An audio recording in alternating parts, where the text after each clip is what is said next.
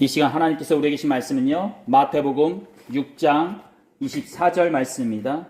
마태복음 6장 24절. 제가 가지고 있는 성경책으로는 신약성경 9쪽입니다.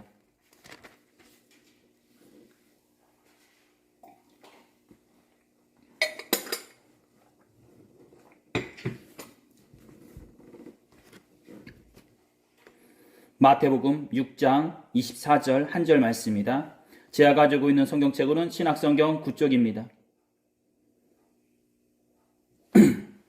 다 찾으신 줄 믿고요. 한 절밖에 안 되니까 우리 한 목소리를 따겠습니다. 시작. 한 사람이 두 주인을 섬기지 못할 것이니 혹 이를 미워하고 저를 사랑하거나 혹 이를 중히 여기고 저를 경히 여김이라. 너희가 하나님과 재물을 겸하여 섬기지 못하느니라. 아멘. 오늘은 여러분들과 너의 주인은 이라는 제목으로 다 같이 하나님의 말씀 나누도록 하겠습니다. 우리 말씀 나누기 전 앞뒤 좌우로 마음과 정성을 모았어요. 예수님의 이름으로 축복의 인사 나누도록 하겠습니다. 예수님의 이름으로 사랑하고 축복합니다. 예수님의 이름으로 사랑하고 축복합니다. 말씀 나누겠습니다. 예수님께서 제자들과 함께 길을 걸어가시다가 한 사람과 마주치게 되십니다. 그 사람은 예수님을 발견하고는 아무 망설임 없이 예수님 앞에 달려와 무릎을 꿇고 얘기하게 됩니다. 선생님이시여, 내가 무엇을 하여야만 영생을 얻을 수 있겠습니까? 라고 말이죠. 이에 예수님께서 조상들 때부터 내려온 10계명을 말씀해 주시게 되십니다. 너는 계명을 모르느냐? 살인하지 말라, 간음하지 말라, 도둑질하지 말라, 거짓 증언하지 말라, 속여 빼앗지 말라, 내 부모를 공경하라. 예수의 말씀을 다 들은 그 사람은 당당하게 이렇게 이야기하게 됩니다. 선생님께서 말씀하신 것들은 제가 어려서부터 다 지켰습니다. 라고 말이죠. 이에 예수님께서는 그 사람을 보시며 다시 한번 말씀해 주시게 되십니다. 내게 아직도 한 가지 부족한 것이 있으니 너는 가서 내가 가지고 있는 모든 것을 팔아 가난한 사람들에게 나누어 주거라. 그리하면 하늘에서 내게 보화가 있을 것이다. 이에 이 사람은 재물이 많은 고로 슬픈 기색을 띠고 근심하며 자신의 집으로 돌아가게 됩니다. 그리고는 잠시 후 예수께서는 제자들을 불러놓고 이렇게 말씀해 주시게 되십니다. 낙타가 바늘귀로 지나는 것이 부자가 하나님 나라에 들어가는 것보다 더 쉬우니라 라고 말이죠. 사랑하는 성도 여러분, 이 이야기는 여러분들이 다 알고 계신 마가복음 10장에 기록된 부자 청년에 대한 이야기입니다. 그리고 이 이야기를 통해 우리들은 재물이 우리들에게 얼마만큼의 영향력을 끼치고 있는가를 다시 한번 생각하게 됩니다. 즉, 부자는 하나님 나라에 무조건 못 간다는 것이 아니라 재물이 많은 자는 그만큼 재물의 유혹을 뿌리치기가 쉽지 않다는 것입니다. 말이 걷듯이 몇 년 전 본 텔레비전 프로그램 중에 목사님과 신부님과 스님 이렇게 세 분이서 동그란 원탁에 앉아서 말씀을 나누시는 프로를 우연찮게 본 일이 있었습니다. 그런데 여기에서 중요한 것은요, 목사님과 신부님이 말씀하시기를 재물과 하나님과의 사이에서 하나님을 선택하는 것이 신앙이고 신앙의 최종 단계는 재물을 재물처럼 생각하지 않고 재물을 뛰어넘는 것이라는 것이었습니다. 이렇듯 목사님과 신부님과 스님의 대담에서도 알 수 있듯이 재물을 뛰어넘는 것은 말처럼 쉬운 것이 아니요, 때로는 자신의 편의와 안락한 삶을 위해 준비된 그 재물이 자신의 신앙의 걸림돌이 된다는 것을 말해주는 것이기도 한다는 것입니다. 그렇습니다. 그래서인지 몰라도 감리교회 창시자인 요한 웨슬리 목사님께서도요, 이런 말씀을 하셨는지 모르겠습니다. 사람만 거듭나는 것이 아니라 지갑도 거듭나야 한다. 또는 당신의 지갑이 회개하지 않으면 당신은 진정으로 회개한 것이 아니라 진짜 은혜는 지갑이 열려야 한다. 이 말이 무슨 말일까, 무슨 뜻일까 싶습니다. 즉, 우리가 아무리 눈물 콧물 다 흘리며 회개의 기도를 들었다 해도 우리의 지갑이 닫혀있다면, 즉 돈에 대한 욕심으로 인해 우리의 마음이 닫혀있다면 그것은 진정한 회개가 아니요, 아직까지도 물질에 얽매여 살아가고 있는 마가복음에서 소개되어지는 젊은 청년과 별반 다를 것이 없다라는 것입니다. 즉, 우리가 아무리 은혜를 받아 회개의 기도를 드린다 해도 그 와중에도 우리는 물질에 집착한다는 것입니다. 사랑하는 성도 여러분, 예수님 시대나 지금 현재 우리가 살아가고 있는 이 시대나 변하지 않은 것이 있다면 그것은 이렇듯 물질이 그리스도인들에게 얼마만큼의 영향력을 끼치느냐는 문제와 그 문제 앞에 우리는 또 어떤 결정을 내려야 하냐는 결단의 문제일 것입니다. 즉, 오늘 우리에게 주어진 말씀처럼 하나님과 재물 가운데 우리는 어떤 것을 주인으로 삼느냐는 것입니다. 대체로 그리스도인들에게 하나님과 돈과의 문제에 대해 하나님을 선택하곤 합니다. 하지만 그 하나님의 선택이 단순히 신앙적 고백이보다는 재물을 벌어들이는 수단으로서 하나님을 선택하는 경우가 많다는 것입니다. 그렇습니다. 하나님을 믿으면 무조건 축복 많이 받고 부자 되기 때문에 하나님을 믿는다는 것입니다. 예전에 한 분의 집사님하고 말씀을 나누다가 물질적 축복을 내려주시지 않는다면 굳이 하나님을 믿을 필요가 있냐라는 대답을 들은 적이 있었습니다. 즉 현대 그리스도인들이 신앙을 갖게 된 동기와 모습을 단적으로 보여주는 모습이라 볼 수 있는데요. 이렇듯 대체로 많은 그리스도인들이 돈과 하나님을 결비해서 본다는 것입니다. 즉 우리가 전도를 할 때로 어떤 분들은 쉽게 예수 믿으면 부자 되어 축복받습니다라고 얘기하는데 그 축복을 단순히 물질적인 축복으로 결비해서 하나님을 믿으면 축복을 받는다. 그러니까 하나님을 돈을 나한테 해주시는 자판기로서 그렇게 전하고 또한 믿는 경우가 있다라는 것입니다. 물론 모든 그리스도인들이 다 그렇다는 얘기는 아닙니다. 하지만 저와 말씀을 나눈 그분은 이 세상을 살아가는데 물질이 그만큼 필요했던 것이요, 그 물질을 얻기 위해서 하나님을 믿어야만 했던 것입니다. 주위에서 예수를 믿으면 복받는다라고 얘기하니까 그 복이 단순히 세상을 살아가는데 필요한 물질로만 생각하였던 것입니다. 예수를 믿으면서 얻게 되는 구원과 그 밖의 은혜를 복으로서는 생각하지 않았던 것입니다. 즉 세상적인 것은 보여지는 것이기에 마음을 두지만 영적인 것은 보여지지 않기에 등한시하였다는 것입니다. 사랑하는 성도 여러분, 이 자리에서 다시 한번 말씀해 드리지만 예수를 믿는다고 해서 다 부자가 되는 것은 아닙니다. 예수님이 물질적인 축복을 내려줄 수도 있는 것이요, 가난하면서도 어려움 가운데 살아가게 하실 수도 있는 것입니다. 물론 그렇다고 해서 제가 성도분들을 위해 기도할 때에 부유하게 되는 것을 기도하지 않는다는 것은 아닙니다. 부자가 되는 것을 반대하는 건 아니다라는 것입니다. 저는 이 교회에 속한 모든 분들이, 이 전을 거쳐간 모든 분들이 돈 걱정 없이 부유하였으면 좋겠습니다. 그리고 부자가 되셨으면 좋겠습니다. 하지만 그렇다고 해서요, 하나님을 믿으면서 그것이 중요한 것은 아니다라는 것입니다. 즉 하나님께서는 우리가 어떤 상황과 환경 속에서도 하나님의 뜻을 알고 느끼기를 원하시지, 우리가 아나무인격으로 배부르고 무익한 자가 되기를 원하시지는 않으신다는 것입니다. 즉 하나님께서 저와 여러분 그리고 교회의 모든 그리스도인들을 부르신 이유는 단순히 부의 축복을 내려주기 위해서, 부한 삶을 살게 하기 위해서 부르신 것이 아니라 하나님을 향한, 하나님을 통한 거룩한 삶을 살게 하기 위해서 부르신 것이라는 것입니다. 그리고 또한 우리들에게 주어진 하나님의 사명이 있다는 것입니다. 즉 소명 가운데 속에 하나님의 전에 나왔으면 소명과 함께 사명이 이루어져야 한다라는 것입니다. 이전에 오신 모든 분들, 우리가 주님을 믿은 모든 분들은 당신은 모르시지만 하나씩은 다 사명을 가지고 있습니다. 하나님의 뜻이 있고 계획이 있으시다고 말이죠. 주의 종들만, 전도사님만, 무슨 교회 여성교회 회장님들만 사명이 있는 게 아니라 교회에 속한 모든 분들은 다 자그마한 사명이 다 있습니다. 사랑하는 분들 여러분, 이 땅에서 얻게 되는 단순한 물질적 축복이나 그로 인해 얻게 되는 평안한 삶은 기독교의 본질적 축복이 아닙니다. 기독교의 축복은 이 땅에서 잘 먹고 잘 사는 것에 있는 것이 아니라 하나님과 함께하는 가운데 그분의 임재를 수시로 경험하고 나아가 다음 세상에서도 얻게 되는 평안과 영원한 생명에 있는 것입니다. 이 땅은 그저 잠시 스쳐가는 것에 불과하고 최종 목적지인 하나님 나라에 가기 전에 잠깐 스쳐가는 과정에 불과한 것입니다. 이 말은 잠시 스쳐가는 곳이기에 흥청망청 막 살라는 얘기가 아니라 하늘에 속한 자로서 하나님의 나라를 준비하는 자로서 살아가라는 것입니다. 계절이 바뀌면서 철새들이 자신들이 정한 최종 목적지로 날아가면서 어느 한 곳에 잠깐 쉬어 휴식을 취하고 다시 비행을 시작하듯이 이곳은 우리가 잠깐 휴식을 취하는 곳에 불과한 곳이라는 것입니다. 몇 년 전에 실화를 바탕으로 한 천국에 다녀온 소년이라는 영화가 있었는데요. 여건이 되시면 한번 보시기 바랍니다. 바로 어린 소녀가 죽음을 맞이하고 천국을 경험하고 와서 이 땅에서 벌어지는 이야기라 볼 수 있는데요. 이 영화의 내용처럼 우리들은 천국을 바라보며 사는 존재들이지 그 이상도 그 이하도 아니라는 것입니다. 이 사실을 잊지 마시기 바랍니다. 그런데 중요한 것은요, 우리는 이 천국을 바라보며 사는 존재들인데 이 크나큰 축복을 바라보기보다 이 땅에 속한 것에 더 큰 즐거움을 느끼고 행복을 느끼려고 한다는 것입니다. 즉 이 말은 이 땅에서의 즐거움을 갖지 말라는 얘기가 아니라 이 땅에서도 성실하면서도 행복하게 살 때 그 행복하게 살기 위해서 재물적인 것에 더 많은 관심과 신경을 쏟음으로 나아가 신앙까지 등한시하지는 말라는 것입니다. 사랑하는 성도 여러분, 우리의 마음속에 무엇을 품고 있느냐에 따라 그 품고 있는 것이 우리의 눈 속에 보여지게 됩니다.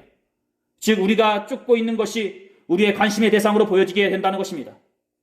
내가 돈을 벌 목적으로 세상을 살아가게 된다면 우리의 눈에 보여지는 것은 돈을 벌기 위한 수단으로 보여지게 될 것이요, 우리의 마음속에 그리스도의 사랑과 마음으로 살아가게 된다면 우리의 눈에 비추어지는 그 무엇은 그리스도의 계획과 뜻에 비추어지는 아름다운 광경으로 보여지게 될 것입니다. 우리가 무엇을 쫓고 있느냐에 따라, 우리의 마음속에 무엇을 품고 있느냐에 따라 우리의 발걸음이 움직여지는 것이요, 그것이 우리의 삶의 주인으로 되어지는 것입니다. 그렇습니다. 오늘 말씀을 보시면 아시겠지만 아무도 그 누구도 두 주인을 섬길 수 없다고 하였습니다. 한쪽을 미워하면 다른 쪽을 사랑하게 되고요, 한쪽을 중히 여기면 다른 쪽을 업신여기게 된다 하였습니다. 그렇습니다. 우리의 마음은 하나입니다. 그러게 우리는 아쉽지만 하나만 품을 수 있는 것입니다. 즉 칼로 물을 자르듯이 50대 50으로 두 가지의 마음을 똑같이 품을 수 없다라는 것입니다. 간간히 너도 사랑하고 너도 사랑한다라고 얘기하시는 사람들이 있는데, 이것은 두 가지를 다 갖고 싶어하는 인간적인 욕심에서 우러나오는 새빨간 거짓말입니다. 우리는 똑같이 사랑하고 똑같이 품을 수 없습니다. 하나를 사랑하게 되면 하나는 조금 덜 사랑하게 되는 것이 당연한 현상이요, 우리가 더 사랑하게 되는 것에 덜 사랑하는 것보다 더 눈이 가고 마음이 가는 것이 당연한 법칙인 것입니다. 사랑하는 성도 여러분, 우리가 재물을 하나님보다 더 사랑한다면 당연히 하나님을 바라보는 마음과 눈으로 재물을 볼 것이요, 하나님의 본질적인 모습, 즉 십자가의 사랑과 부활의 모습을 바라보기보다 한 덩어리의 빵으로 5,000명을 먹이셨던 그 예수님으로밖에 예수님이 보여지지 않을 것입니다. 현실적인 나의 배고픔을 채워주시는 예수님으로밖에 예수님이 믿어지지 않는다는 것입니다. 오늘 본문의 말씀을 보시면 아시겠지만 간접적으로 하나님과 재물을 주인으로 표현하고 있고요, 그것에 대하는 우리를 종된 모습으로 얘기하고 있습니다. 즉 종은 그 목숨이 주인에게 예속되어 있으며 주인의 명령에 대하여 절대 복종해야 한다는 것입니다. 다시 한번 얘기하자면 종은 그 목숨을 바쳐 섬길 대상은 절대 하나 이상일 수 없다라는 것입니다. 예수께서는 여기에서 융통성 있게 상황과 환경에 따라 두 주인을 섬긴다고 말씀하지 않으십니다. 어쩔 때는 이쪽을 섬기고 어쩔 때는 저쪽을 섬기고 현세와 내세에 따라 주인을 바꾸라고 말씀하지 않으십니다. 그분은 냉정하면서도 강력하게 말씀하십니다. 너희는 하나님과 재물을 같이 섬길 수 없다라고 말이죠. 왜 예수님께서는 이렇게 강도 있게 재물에 대해서 강력하게 말씀하셨을까 싶습니다. 꼭 예나 지금이나 인간의 마음이 재물을 떠날 수 없다는 것을 알고 계신 것처럼 그렇게 변하지 않은 문제에 대해 강력하게 권고하시는 것 같습니다. 꼭 재물에게 주인이라는 이름을 붙여줌으로 우리가 그것에 예속되어 있다는 것을 암시하고 계시는 것 같다라는 것입니다. 그렇습니다. 예수께서는 재물이 가지고 있는 그 능력을 알고 계셨던 것입니다. 재물 자체는요, 고철덩어리 또는 단순한 종일 수밖에 없지만요, 그것이 사람들과의 관계에서 어떤 것을 교환하는 약속을 얻게 된다면 그것은 사람과 사회를 움직이는 힘을 갖게 된다는 것입니다.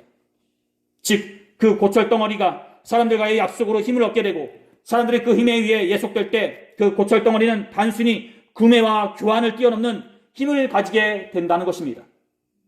그것은 사회를 움직이는 힘이 되기도 하고 나아가 내 자신에게 지대한 영향을 끼치는 그 무엇으로서 있게 된다는 것입니다. 재물은 그저 사람들이 편의를 위해 만들어 놓은 금속지에 불과합니다. 하지만 사회가 그것에 힘을 불어놓았고요, 몇몇의 사람들은 그것에 생명을 불어넣기도 하였습니다. 어느 순간 재물은 우리의 생활에 영향을 끼치는 것을 뛰어넘어 우리의 마음도 지배하게 되었고요, 나아가 우리의 영적인 영역까지 영향을 끼치게 되었습니다. 그 옛날 누가 더 많은 재물을 바치느냐에 따라 대제사장의 자리가 바뀌게 되었고요, 나아가 중세 로마 가톨릭 교회의 면죄부가 판매되었던 것처럼 재물은 인정하고 싶진 않지만 그렇게 사람들의 삶과 영적인 영역에 지대한 영향을 끼치게 되었습니다. 그리고 예수께서는 그것을 알고 계셨던 것입니다. 우리의 삶을 넘은 마음, 나아가 영적인 영역까지 영향을 끼치는 그 재물에 대해서 예수께서는 강력하면서도 단호하게 말씀하셨던 것입니다. 너희는 하나님과 재물을 같이 섬길 수 없다. 너희 마음은 하나님과 재물을 같이 담을 수 없다 라고 말했죠. 또한 예수께서는 타락한 인간의 본성이 돈의 유혹에 취약하다는 것을 알고 계셨던 것입니다. 사람은 원래 서로 사랑하고 나누면서 이 땅을 살아갔습니다. 하지만 태초의 사람의 범죄 이후 사람의 영적인 영역에 욕망이 들어오고요. 이 욕망은 사람의 사랑의 본능을 비뚤어지게 만들어 놓았습니다. 사람이 서로 나누고 사랑하는 마음을 너가 아닌 나, 바로 자기 자신을 사랑하게 만들었고요. 자기 자신을 사랑하는 마음, 그 욕망을 돈이 충족시켜 주었기 때문입니다. 그래서 어떤 이에게는 돈이면 다 된다라는 말이 진리처럼 통하게 되었고요. 그런 사람들이 많아질수록 재물은 더욱더 큰 힘을 얻게 되었습니다. 재물이 많다고 해서 욕망이 해결되는 것은 아닙니다. 재물이 많아질수록 인간의 욕망은 더욱더 깊어지고요. 그 욕망을 채우기 위해 인간은 더욱더 타락해지는 것입니다. 예수께서는 이를 알고 계셨던 것입니다. 그래서 우리의 마음이, 우리의 영적인 영역까지 재물의 영향을 받는 것을 단호하게 막으셨던 것입니다. 어떤 이는 재물이 약한 것도 악한 것도 선한 것도 아니기에 그것을 대하는 우리의 마음이 어떻게 하느냐에 따라 바뀐다고 얘기합니다. 하지만 사회와 사람들에게 영향을 끼치는 재물 앞에 자유로운 판단을 내릴 수 있는 사람인 몇이나 될까 싶습니다.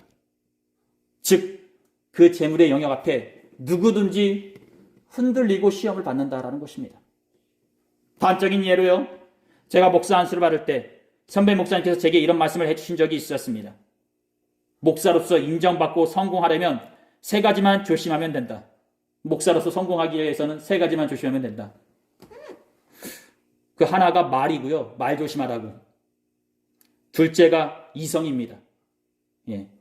여자 목사 같은 경우에는 남자 조심하고, 남자 목사 같은 경우에는 여자 조심하고. 셋째가 돈입니다.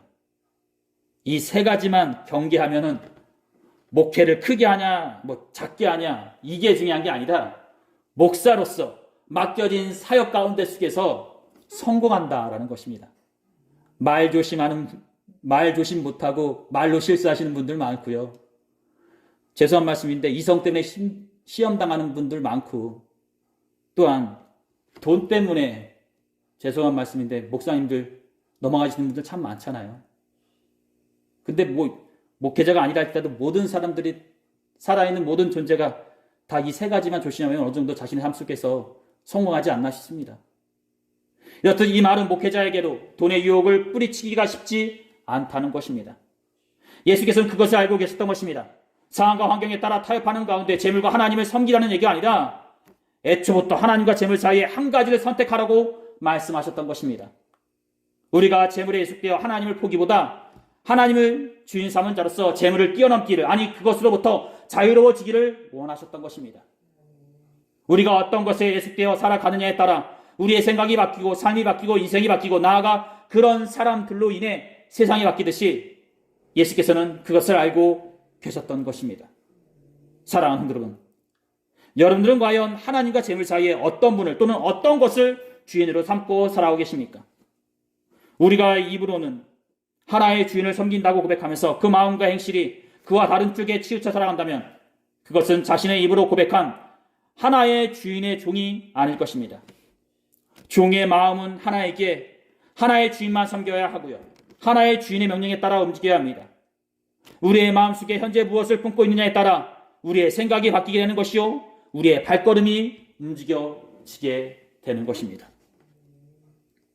여러분들이 이 비가 오는 와중에도 이 시간에 집에 가서 따뜻하게 하루를 마무지 않고 이 전에 와서 고생스러움에도 불구하고 이 비를 뚫고서 예배 드리는 것, 그러니까 우리의 발걸음이 움직여지는 곳이 우리의 주인이 있듯이 여러분들이 발걸음이 주님의 전을 향했다는 것 자체가 여러분들이 주님을 주인으로 섬긴다고 고백하는 하나의 내용이죠. 오늘 본문 말씀, 바로 이 구절이 마태복음 6장 21절의 말씀을 보게 되면요, 내 재물이 있는 곳에, 바로 우리의 재물이 있는 곳에 우리의 마음이 있다고 하였습니다. 이는 단순히 선행을 많이 하거나 헌금을 많이 내라는 얘기가 아니라 우리의 마음이 지상을 향하고 있느냐, 아니면 하나님을 향하고 있느냐라는 것을 묻는 것입니다. 우리가 지상에 있는 그 무엇보다 하나님을 더 사랑한다면 하나님께서는 우리의 그 사랑을 기억하고 계실 것이요, 지상에 있는 그 무엇보다 우리를 더욱더 보살펴 주실 것입니다. 하지만 우리가 잠깐 스쳐가는 이곳에 자그마한 재물에 더욱더 큰 마음을 품고 살아간다면 하나님께서도 우리에게 마음을 돌리실 것입니다. 사랑하는 여러분, 이렇듯 우리의 마음이 있는 그곳이 우리의 재물이 있는 곳이요, 우리의 주인이 있는 것처럼 우리의 마음이 항상 변하지 않는 하늘의 하나님을 향하기를 두 손 모아 소원합니다. 우리가 재물을 주인 삼은 자로서 하나님을 벗어나기보다 하나님을 주인 삼은 자로서 재물을 지배하는 자가 되기를 소원합니다. 사랑하는 성도 여러분, 오늘 본문은 우리들에게 재물인지 아니면 하나님인지 우리의 마음이 향하는 곳이 어디인지 묻고 있습니다. 그리고 그 마음을 준 주인 삼은 곳은 두 개일 수 없다고 말하고 있습니다. 즉, 둘 중에 하나를 선택하라고 결단을 촉구하고 있다는 것입니다. 여러분들은 과연 어느 편에 서시겠습니까? 그리고 어느 것을 여러분들의 주인으로 섬기실 것입니까? 하나님을 주인 삼으신 종된 자로서 재물을 보시겠습니까? 아니면 재물을 주인 삼은 자로서 하나님을 바라보시겠습니까? 즉, 재물을 주인 삼은 자로서 하나님을 재물을 모으게 하는 도구로서 믿으시겠습니까? 아니면 하나님을 주인 삼은 자로서 재물을 여러분들의 종된 것으로서 바라보시겠습니까? 하나님의 종이 될 것이냐, 재물의 종이 될 것이냐? 이는 2000년 전 예수께서 부자 청년에게 던지신 질문이자 2000년의 시간이 흐른 지금 현재 그리스도인들에게 성경이 던지는 질문이기도 한 것입니다. 여러분들은 지금 무엇을 주인으로 섬기시면서 살아오고 계십니까? 아니, 이 험한 세상을 여러분들은 무엇을 의지하시면서 살아오고 계십니까? 한편으로 여러분들의 마음은 어디를 향하고 계십니까? 하나님입니까? 아니면 재물입니까? 우리 모두 다 예수님의 제자된 자들로서, 그분을 우리의 마음의 주인으로 삼은 종된 자들로서 재물을 지배하는 저와 여러분들이 되었으면 합니다.